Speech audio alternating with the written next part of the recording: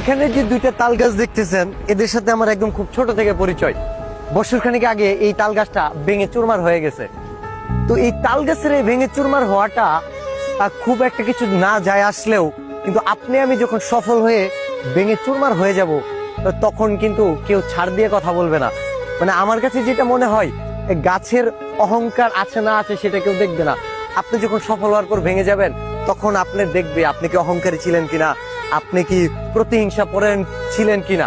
তো সফল হওয়ার আগে বা পরে যাই হন না কেন, অহংকার যে পোষা যাবে না, এবং অহংকার পুষলে যে আপনি শেষ হয়ে যাবেন সফল হওয়ার পরেও, সেটার বাস্তব প্রমাণ কিন্তু এখানেই দেখা যাচ্ছে।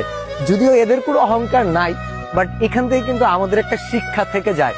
এই গাছে কিন্তু একটু জুম করো, এই তাল দেখা যাচ্ছে, এখানে দেখা যাওয়ার কথা। কেউ কারোর সাথে অহংকার নাই এবং তাদের নিয়ে কথাও হবে না।